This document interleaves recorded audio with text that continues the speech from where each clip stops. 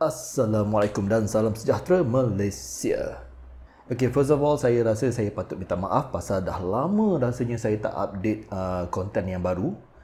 And pasal saya busy dengan sebuah cerita yang saya kena arahkan dan saya kena edit, iaitu Bangsawan Sinematik Si Bongkok Tanjung Puteri. So kita tengok teaser sekejap.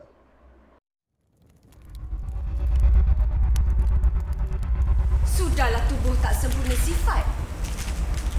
Hati pula penuh khianat.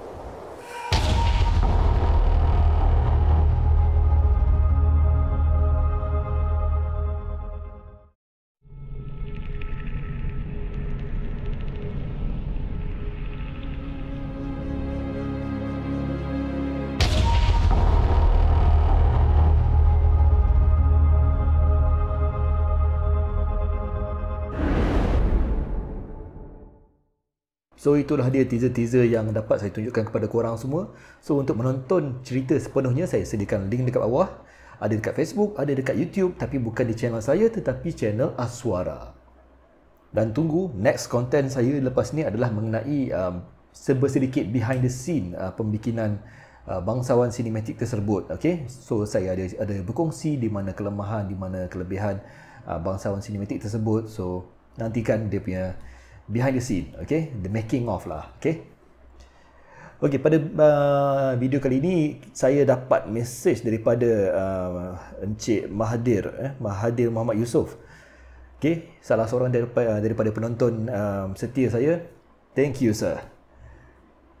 Okay, Encik Mahathir ada hantar saya dua footage yang bermasalah, ada masalah dengan ND filter, variable ND filter.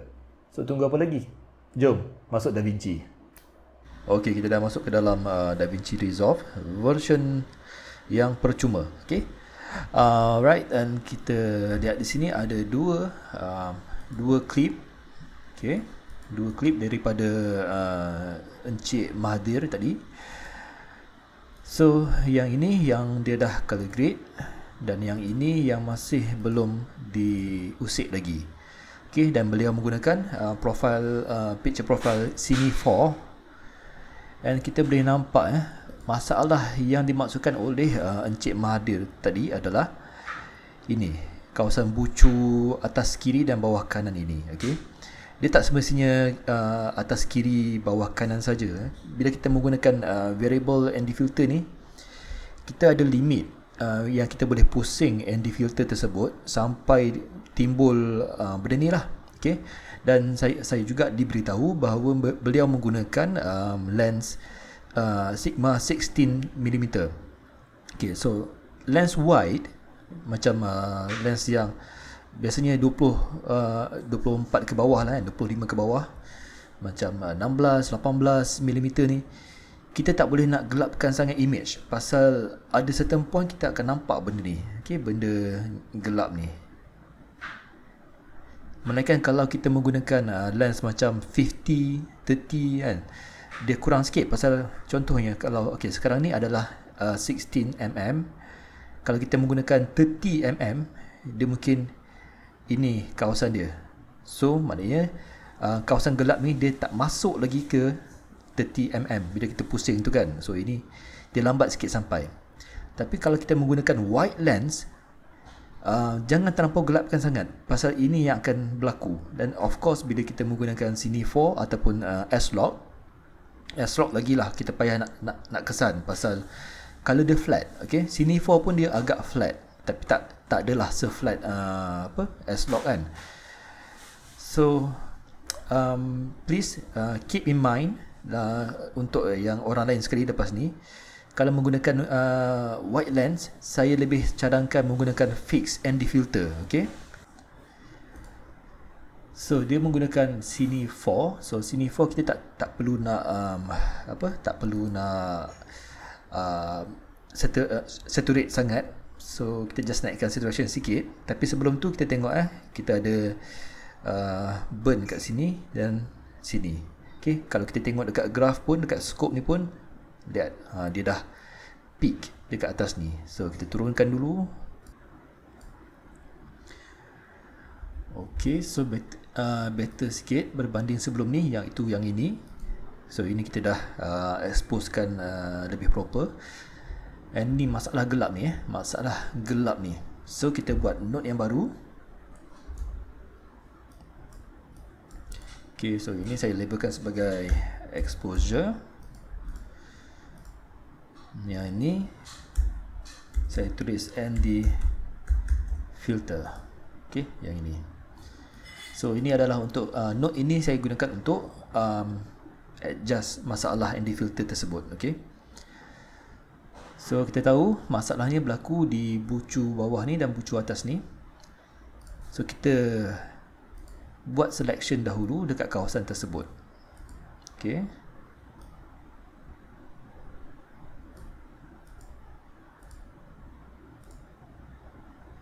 dan kita tambah satu lagi.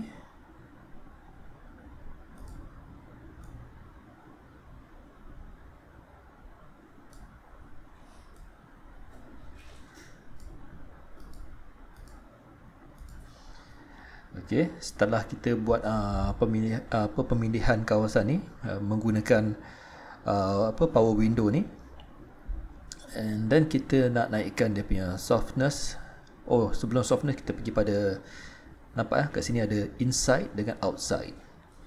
So kalau korang perasan, di sini saya punya kawasan yang saya pilih ni, di luar ni masih lagi ada kawasan gelap.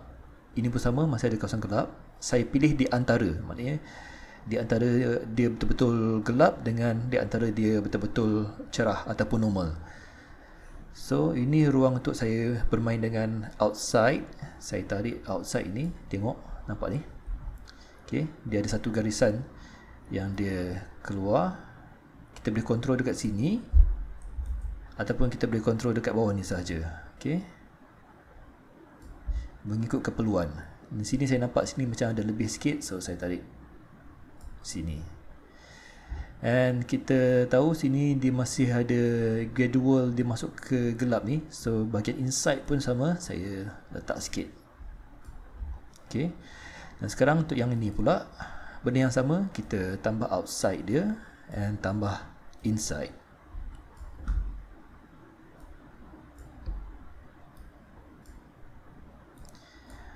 Okay, sesudah itu kita akan pergi kepada bahagian curve.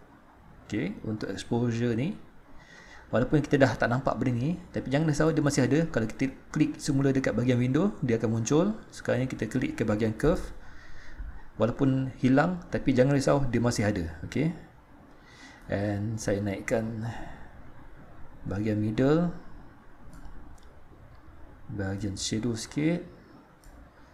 Okay, and tak berapa menjadi sangat. So proses ini korang boleh eksperimen, kena cuba pelbagai cara. Okay,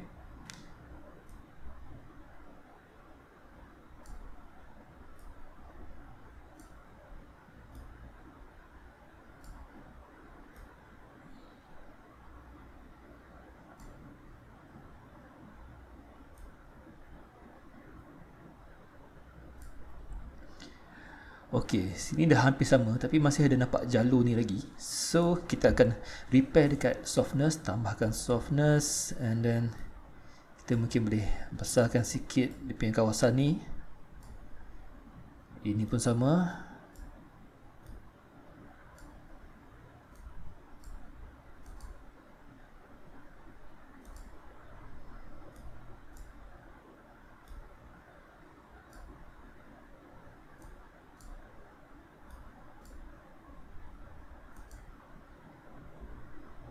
Okay, kita tengok before and after.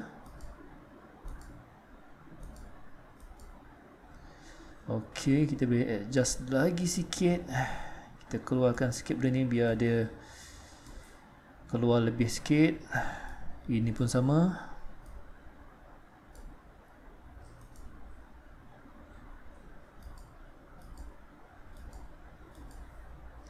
See, masalah dia tak selesaikan sepenuhnya, tetapi dia dapat mengurangkan masalah tersebut.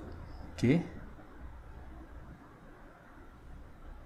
And saya lebih suka kalau kita menggunakan ND filter ni, kita repair dulu, maknanya selepas kita buat exposure punya adjustment di sini, and then kita buat repair untuk ND filter.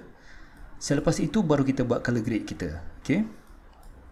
So kita cuba selesaikan lagi sikit yang isu ND filter ni.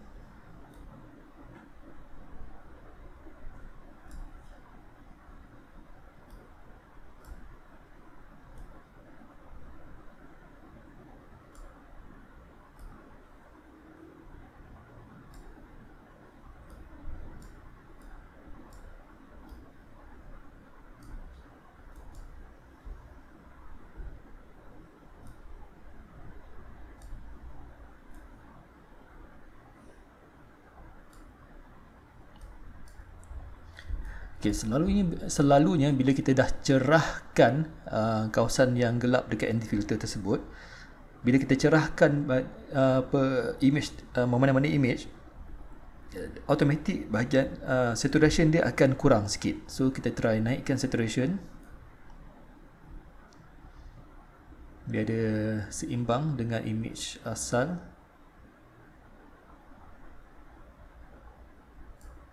Okay, better.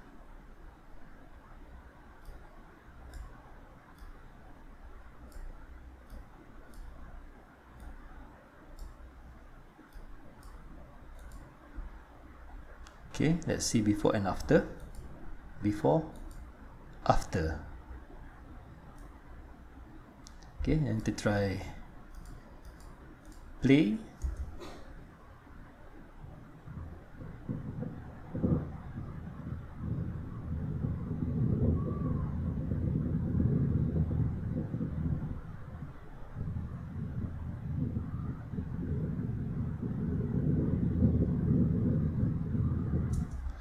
Okay, so saya boleh katakan kita tak berjaya untuk mengatasi masalah tersebut secara total, tetapi kita dapat mengurangkan sedikit kecacatan daripada penggunaan ND filter yang terlebih pusing tu. Okay, so ingat lepas ni kalau menggunakan wide lens, jangan gelapkan sangat pasal akan berlaku masalah ini. Okay, pasal kita pusing dia sampai hampir lebih daripada sepatutnya. Okay, kena tahu limit dia. Dan untuk selamat, better ada ND filter yang fix. Okay, so itulah sedikit yang saya dapat kongsikan bagaimana kita nak mengatasi masalah yang tercetus daripada variable ND filter ni. Okay, pasal saya sendiri pun menggunakan variable ND filter dan saya menggunakan lens yang sama juga, 16mm Sigma. Jadi kelemahan ND filter ni saya ulangi, kelemahan dia adalah pada lens yang wide. Okay, pasal bila lens wide ni dia senang. Bila kita kecilkan dia punya pembukaan cahaya dia dekat variable ND filter, variable ND filter tu, kalau korang perasan kita boleh pusingkan dia. So bila pusing tu dia akan menutup cahaya. So bila dia tutup cahaya, dia akan timbul masalah gelap di bucu-bucu ni. So benda tu common, masalah yang common. So untuk wide lens, sekiranya perlu, saya nasihatkan beli ND filter yang bukan variable punya, memang fix ND filter.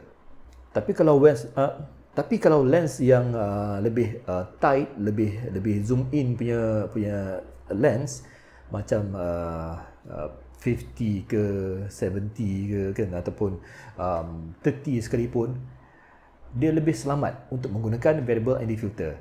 Saya nak tunjukkan.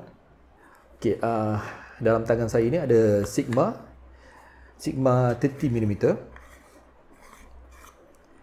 So nampak dia punya bahagian kantar dia tu kecil je, sangat kecil kalau bandingkan dengan ibu jari saya, sangat kecil. So kalau saya gelapkan ND filter tu, variable ND filter saya gelapkan sekalipun, bahagian yang gelap tu tak akan sampai ke depan betul-betul depan kaca lens ni. So agak selamat, lebih selamat menggunakan lens yang depan dia sekecil ni. Okey, memandangkan saya tengah menggunakan Sigma 16 saya sekarang ni tengah pakai. So saya tunjukkanlah lebih kurang pembukaan untuk yang lens macam Sigma ni, dia punya depan ni sangat-sangat luas. So bila dia kecilkan tu, bila dia gelapkan, yang bucu tu akan senang nampak di depan kamera. Okey, so kita andakan sini lah, bila bucu tu sampai je dekat depan lens, habis kita akan dapat bucu yang gelap tu. Berbanding dengan ini, so peluang untuk benda tu sampai di depan lens lebih lambat. So nak gunakan variable ND filter tak salah, tapi kena pandai pilih lens dan pandai tahu di mana limit dia. So itulah dia yang saya dapat kongsikan pada kali ini. So jangan lupa kalau korang peminat video editing, videografi, so just subscribe, okay? Percuma je. Jangan lupa tekan butang like dan juga butang loceng. Alright? So jumpa lagi pada video yang akan datang. Assalamualaikum. Stay safe, stay healthy. Malaysia, I love you.